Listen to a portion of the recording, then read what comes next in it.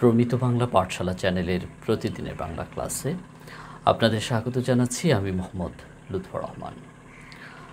আজ আমরা লাল সালু উপন্যাস থেকে জমিলা চরিত্র নিয়ে কথা বলব।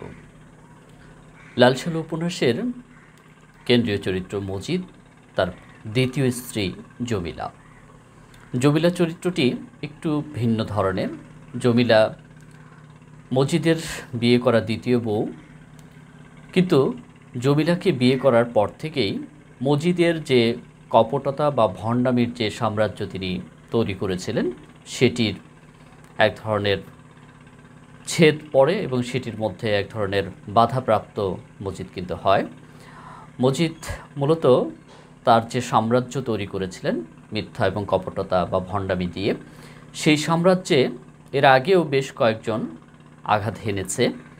আমরা বলেছিলাম তাহের কাদেরের বৃদ্ধ বাবা, আক্কাস, আওয়ালপুরের পীর সাহেব, এরা সবাই মজিদের যে ধর্ম ব্যবসা সেটির বিরুদ্ধে গিয়ে মজিদকে বিপদে ফেলবার চেষ্টা করেছিলেন, কিন্তু তারা কেউ কিন্তু সফল হতে পারেনি। কিন্তু লাল সালু উপন্যাসে দেখা যায় মজিদ এই যে দ্বিতীয় বিয়ে করলেন জমিলাকে, জমিলা তার স্ত্রী হয়ে ঘরে আসার পর থেকেই মজিদের যে ধর্ম ব্যবসা সেটাতে মারাত্মকভাবে প্রভাব পড়ে এবং মজিদ সবার সাথে পেরে উঠলেও জমিলার সাথে কিন্তু পেরে ওঠে না। জমিলা চরিত্রটিকে আমরা সৈয়দ ওয়ালিউল্লাহর একটি কাল্পনিক চরিত্র মনে করতে পারি, যে চরিত্রের মধ্য দিয়ে সৈয়দ ওয়ালিউল্লাহ বাঙালি অসহায় নারীদেরকে প্রতিবাদী হওয়ার প্রেরণা বা উৎসাহ দিয়েছেন। আমরা অনেক সময় বলে থাকি যে জমিলা হচ্ছে বাংলা সাহিত্যের প্রথম মুসলিম বিদ্রোহী নারী, যিনি প্রথার বিরুদ্ধে গিয়ে সংগ্রাম করেছেন। অর্থাৎ এই যে তখনকার সময়ে আমরা লাল সালু উপন্যাসের কথা বলছি, যেটি 1948 সালে প্রকাশ পেয়েছিল এবং সেই সময়ের যে বাংলাদেশের প্রেক্ষাপট ছিল, গ্রামীণ পটভূমি ছিল, সেখানে পুরুষতান্ত্রিক সমাজের যে একটা আধিপত্য ছিল, সেখানে নারীরা অসহায় জীবনযাপন সাধারণত করত। নারীদের মুখের কথার কোনো দাম ছিল না, নারীদের কোনো মূল্যায়ন ছিল না, নারীরা পুরুষদের কথা মতো তাদেরকে জীবন নির্বাহ করতে হতো। সেই জায়গায় জমিলা কিন্তু প্রতিবাদ করেছে মজিদের সমস্ত ধর্মীয় গোঁড়ামির বিরুদ্ধে গিয়ে, এবং মজিদের যে মাজার ব্যবসা বা মাজারকে কেন্দ্র করে মজিদের যে কপটতা বা ভণ্ডামি, সেই জায়গায় কিন্তু কুঠার আঘাত হেনেছে জমিলা চরিত্রটি।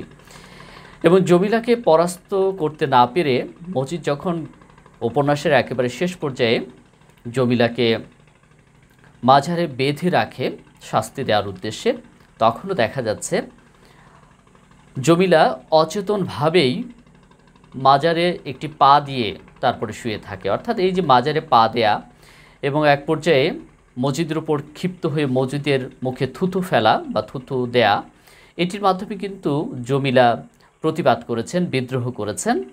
অর্থাৎ পুরুষতান্ত্রিক সমাজে এই যে পুরুষদের যে নারীর প্রতি অবহেলা, নারীর প্রতি যে নারীকে দমন পীড়ন করার যে একটা নেশা, সেই জায়গায় কিন্তু আঘাত এনেছেন জমিলা চরিত্র। আর সেই কারণেই আমরা বলতে পারি সৈয়দ ওয়ালিউল্লাহর লাল সালু উপন্যাসে সৈয়দ ওয়ালিউল্লাহ দুটো চরিত্রকে সবথেকে বেশি প্রাধান্য দেবার চেষ্টা করেছেন। একটি হচ্ছে আক্কাস চরিত্র, যে চরিত্রের মধ্য দিয়ে তিনি সমাজের নিরক্ষরতা দূর করার যে প্রয়াস সেটি নেওয়ার চেষ্টা করেছিলেন। আরেকটি হচ্ছে জমিলা চরিত্র। এবং আমরা যদি বলি যে আক্কাস এবং জমিলার মধ্যে, আক্কাস কিন্তু চারিত্রিক দৃঢ়তার অভাবে আক্কাস চরিত্রটিকে সৈয়দ ওয়ালিউল্লাহ তেমন একটা ফুটিয়ে তুলতে পারেননি, কিন্তু জমিলা চরিত্র কিন্তু ফুটে উঠেছে। অর্থাৎ লাল সালু উপন্যাসের সবথেকে উজ্জ্বল যে চরিত্রটি আমরা বলতে পারি, সেই চরিত্রটি হচ্ছে জমিলা চরিত্র। এবং পুরো উপন্যাসে আমরা যদি এরকম মনে করি যে আক্কাস হচ্ছে সৈয়দ ওয়ালিউল্লাহর মানসপুত্র এবং জমিলা হচ্ছে সৈয়দ ওয়ালিউল্লাহর মানস কন্যা।